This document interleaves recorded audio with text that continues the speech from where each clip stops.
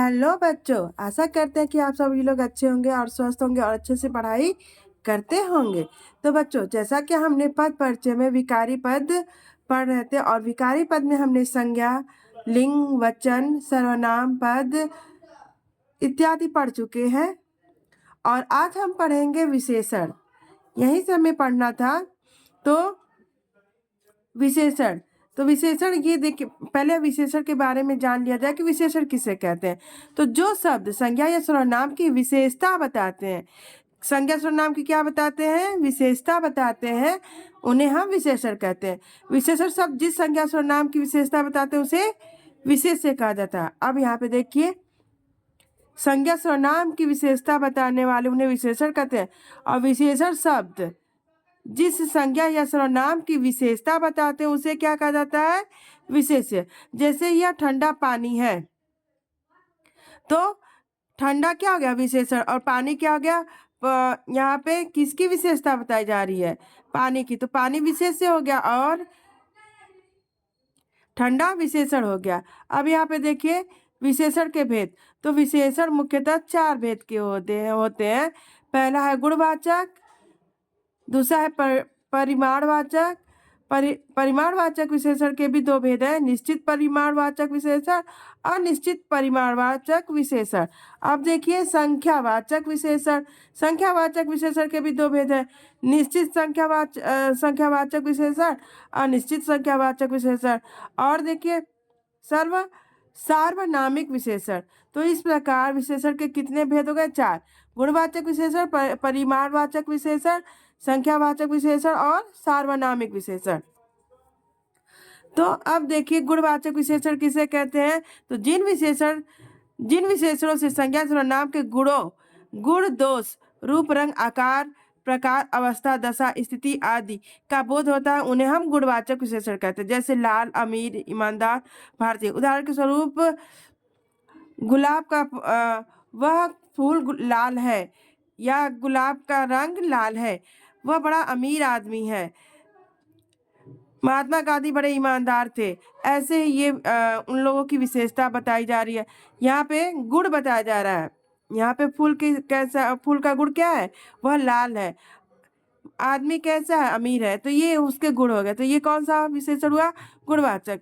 परिमाणवाचक विशेषण में देखिए, जिन विशेषणों से विशेष्य की मात्रा या माप तौल का बोध होता है उन्हें परिमाणवाचक विशेषण कहते हैं। जैसे, तो ये तो परिमाणवाचक विशेषण के 2 भेद होते हैं, ये तो बता दिया गया। अब उदाहरण स्वरूप देख लीजिए, जैसे निश्चित परिमाणवाचक विशेषण, जैसे 4 किलो, ये निश्चित परिमाणवाचक विशेषण है। जैसे 4 किलो गेहूं, 2 मीटर कपड़ा, 3 लीटर दूध, तो ये तो निश्चित है। यहाँ पे मात्रा और माप क्या है, निश्चित है। यहाँ अनिश्चित परिमाणवाचक विशेषण में जैसे थोड़ा सा जल, ढेर सारा दूध, तो इसमें मात्रा या माप का कोई निश्चित मात्रा नहीं है, इसलिए यह अनिश्चित परिमाणवाचक विशेषण है। आगे देखिए, अब यह देखिए संख्यावाचक विशेषण। जिन विशेषण शब्दों से संख्या की शब्दों से संख्या संबंधी विशेषता का बोध होता है उन्हें हम संख्यावाचक विशेषण कहते हैं। जैसे 3 मेजे, कुछ लोग। अब यह देखिए, आपको बताया ही गया था कि संख्यावाचक विशेषण के 2 भेद होते हैं, निश्चित और अनिश्चित। तो जैसे आपने ऊपर देखा ना, परिमाणवाचक में निश्चित में कैसे है, अनिश्चित में, वैसे इसमें भी है। जैसे 20 कंचे, तीसरा व्यक्ति, तो यहाँ पे संख्या निश्चित है, लेकिन अनिश्चित संख्यावाचक विशेषण में कुछ लोग, अनेक पेंसिल, इसमें संख्या का कोई निश्चित संख्या नहीं, कोई निश्चित संख्या नहीं है, इसलिए अनिश्चित संख्यावाचक विशेषण है। सार्वनामिक विशेषण देखिए, जब सर्वनाम शब्द संज्ञा शब्दों से पहले लगाकर उनकी विशेषता बताने लगते हैं तो उन्हें सार्वनामिक विशेषण कहते हैं। जैसे वह लड़की, इस घर, कोई आदमी, तो इस तरह यह सार्वनामिक विशेषण है। यहाँ पे संज्ञा या शब्दों से पहले कोई भी सर्वनाम शब्द लगा देते हैं तो वहाँ पे कौन सा विशेषण हो गया, सार्वनामिक। जैसे यहाँ लड़की है, तो लड़की तो जातिवाचक संज्ञा हो गई, लेकिन उसके पहले क्या लग गया है, सर्वनाम, तो इसलिए कौन सा विशेषण बन गया? सार्वनामिक विशेषण। इस घर, तो ये तो घर संज्ञा है, लेकिन इसके आगे क्या लग गया? सर्वनाम, सार्वनामिक विशेषण। आदमी, कोई आदमी, तो इस तरह यह सार्वनामिक विशेषण हो गया। आगे देखिए, अब हम पढ़ेंगे क्रिया। हमने तो विकारी पद में संज्ञा पढ़ लिए, सर्वनाम पढ़ लिए, विशेषण पढ़ लिए, अब किसकी बारी आ गई? क्रिया। तो इस प्रकार विकारी पद का चौथा और अंतिम भेद है। यहाँ पे देखिए, क्रिया तो क्रिया के बारे में सबको पता है। जिन शब्दों से किसी कार्य के करने या होने का बोध होता है उन्हें क्रिया कहते हैं। धातु, क्रिया का मूल रूप धातु कहलाता है। धातु, यहाँ पे देखिए, धातु, क्रिया का मूल रूप क्या कहलाता है? क्रिया का मूल रूप धातु कहलाता है। जैसे जाना पाएगा, जान पाएगा में जाना पाएगा में जा तथा पा धातु है। जाना और पाएगा ये दो अलग अलग शब्द है। जाना पाएगा, इसमें जाना में जा और पाएगा में पा, ये दोनों क्या है? मूल धातु है। आगे देखिए, क्रिया का सामान्य रूप में ना प्रत्यय लगाकर बनता है। क्रिया का सामान्य रूप धातु में ना प्रत्यय लगाकर बनता है। जैसे जा में हमने ना प्रत्यय लगा दिया तो वो क्या बन गया? जाना। पा में हमने ना लगा दिया तो क्या हो गया? पाना। क्रिया का सामान्य रूप धातु में, क्रिया के सामान्य रूप धातु में हमने ना प्रत्यय लगाकर उसे क्रियापद बना दिए। जैसे जाना, जा में जाना, पा में पाना, लिख में ना लगा दिए तो लिखना हो गया। आगे देखिए, क्रिया के भेद। तो क्रिया कर्म के आधार पर, क्रिया के भेद, यहाँ पे क्रिया को निम्नलिखित भागों में बांटकर समझाया गया। तो कर्म के आधार पर क्रिया के कितने भेद होते हैं? तो कर्म के आधार पर क्रिया दो भेद होते हैं। एक अकर्मक क्रिया होता है, एक सकर्मक क्रिया होता है। तो अकर्मक क्रिया किसे कहते हैं? जिस क्रिया का फल कर्ता पर पड़े, जिस क्रिया का फल किस पर पड़े? कर्ता पर पड़े, वह अकर्मक क्रिया कहलाती है। जैसे दौड़ना, भागना, उठना, हंसना, रोना, डूबना। तो यहाँ पे जिस क्रिया का फल किस पर पड़ रहा है? कर्ता पर, तो वह अकर्मक क्रिया है। ठीक, जैसे राम दौड़ता है, सोहन भागता है, सीमा उठती है, श्याम हंसता है, रीता रोती है, तो ये अकर्मक क्रिया है। अरे अकर्मक क्रिया। सकर्मक क्रिया में देखिए, वाक्य में जिसे कर्म की आवश्यकता पड़े, वाक्य में जिसे कर्म की आवश्यकता पड़े, जिस क्रिया का फल कर्म पर पड़े। अब यहाँ पे देखिए, अकर्मक में क्रिया का फल किस पर पड़ता है? कर्ता पे। लेकिन सकर्मक क्रिया में वाक्य में जिस कर्म की आवश्यकता पड़े, अर्थात जिस क्रिया का फल, यहाँ पे देखिए, जिस क्रिया का फल कर्म पर पड़े वह सकर्मक क्रिया कहलाती है। देना, पढ़ना, लेना, लिखना, खाना, पीना। तो उदाहरण के रूप में कैसे हो जाएगा? जैसे सीता किताब देना, तो यहाँ पे क्या दिया जा रहा है? किताब। तो यहाँ क्रिया का फल किस पर पड़ रहा है? क्रिया का फल कर्म पे पड़ रहा है, तो इसलिए सकर्मक क्रिया है।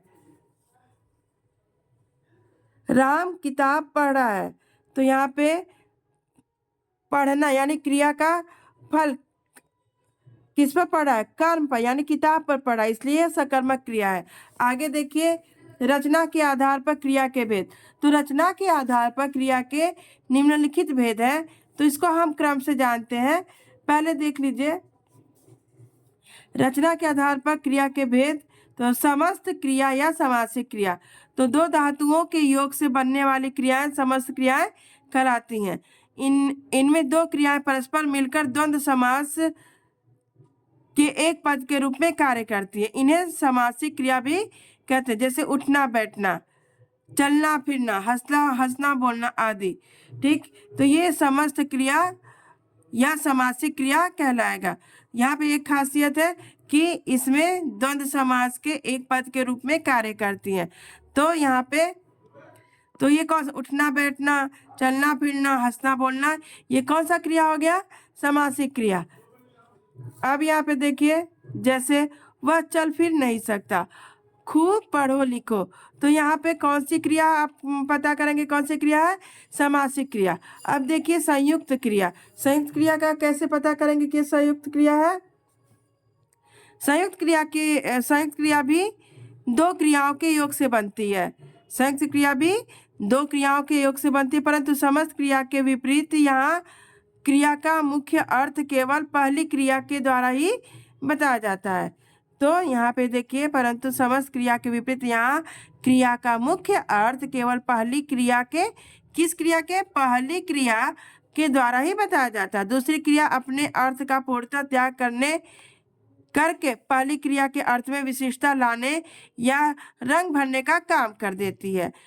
जैसे आ जाना, तो आ जाना, तो यहाँ पे मुख्य अर्थ केवल पहली क्रिया, यहाँ पे मुख्य अर्थ केवल हमें पहली क्रिया यानी आ से मिल रहा है, और ये केवल रंग भरने का कार्य कर रहा है, या यह विशेषता लाने या रंग भरने का काम कर रहा है।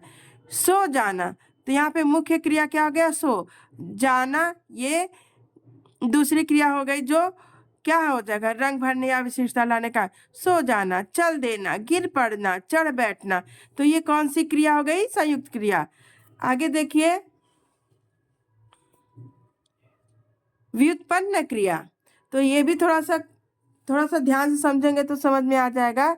ये देखिए क्या लिखा? व्युत्पन्न क्रिया, या व्युत्पन्न क्रिया क्या होता है?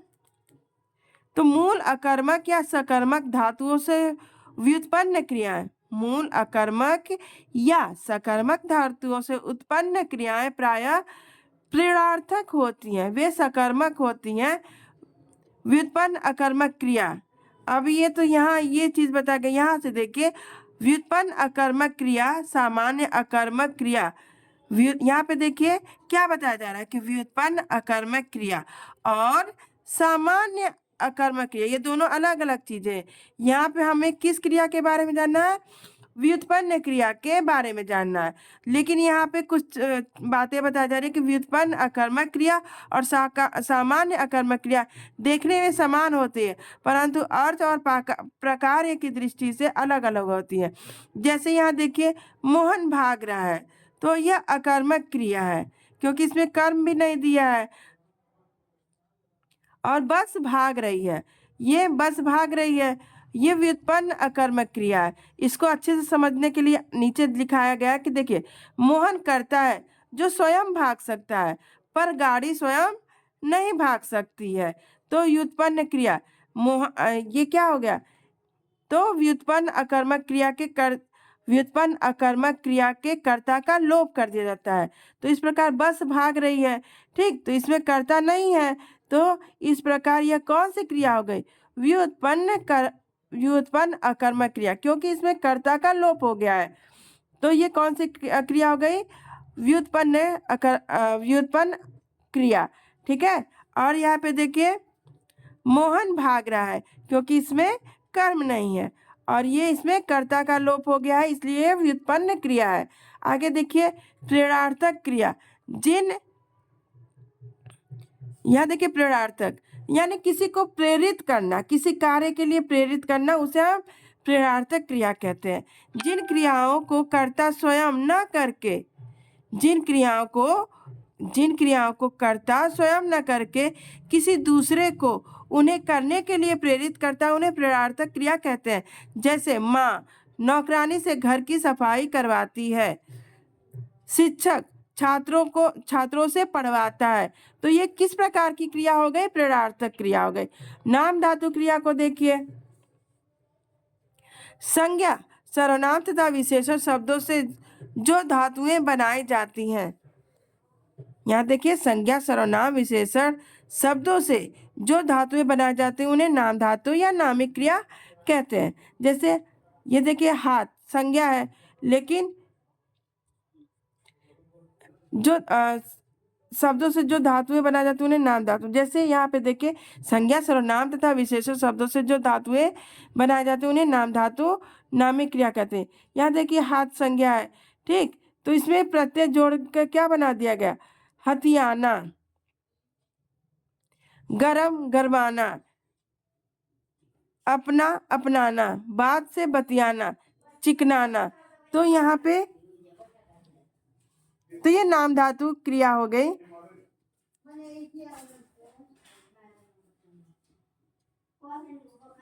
आगे देखिए पूर्वकालिक क्रिया। मुख्य पूर्वकालिक, ये तो सबको आता होगा। मुख्य क्रिया से पूर्व होने वाली क्रिया, मुख्य क्रिया से होने वाली पूर्वकालिक क्रिया कहलाती है। यह धातु में कर प्रत्यय लगाकर बनती है। यह धातु में कौन सा प्रत्यय लगाकर, कर प्रत्यय लगाकर बनती है। जैसे देखिए, राहुल स्कूल से आकर खेलने चला गया।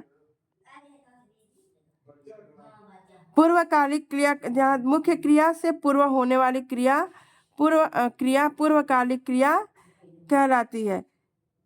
आपको समझ में आया ना, मुख्य क्रिया से पूर्व। तो यहाँ पे मुख्य खेलने चला गया, यहाँ पे मुख्य क्रिया क्या हो रहा है, खेलना। लेकिन उससे पहले यहाँ पे कौन सा कार्य हुआ, राहुल स्कूल से आकर फिर खेलने चला गया। और इसमें कौन सा प्रत्यय लगा जाता है क्रिया में, कर प्रत्यय। तो यहाँ पे आ क्या है, क्रिया, उसमें कौन सा प्रत्यय लगा दिया गया, कर। तो इस प्रकार कौन सा क्रिया बन गया, पूर्वकालिक क्रिया। जैसे सीता पढ़कर सोने जाती है, पढ़कर, तो पढ़ में कौन सा प्रत्यय लग गया, कर। तो इसलिए इस प्रकार वह कौन सी क्रिया बन गई, पूर्वकालिक क्रिया। आगे देखिए, अब यहाँ पे देखिए, ये तो हुआ रचना के आधार पर क्रिया के भेद। अब देखिए क्रिया के विकार। क्रियापदों के मुख्य विकारक तत्व इस प्रकार है। क्रियापदों के मुख्य विकारक तत्व, क्रियापदों में परिवर्तन या विकार कैसे होता है इसको। तो काल के मुख्यतः 3 भेद होते हैं, भूतकाल, वर्तमान काल और भविष्यत काल। वाच्य भी 3 होते हैं, कर्तृवाच्य, कर्मवाच्य और भाववाच्य। क्रिया पर लिंग वचन का भी प्रभाव पड़ता है। तो ये रहे विशेषण, विशेषण और क्रिया। यदि कुछ भी प्रश्न आप लोग को समझ में ना आए तो आप कमेंट कर सकते हैं। आज की वीडियो में यहीं तक। अगली वीडियो में हम अविकारी पद या अव्यय विकारी पद को ही हम अव्यय पद कहते हैं, इसको अगली वीडियो में पढ़ा जाएगा। तब तक के लिए धन्यवाद।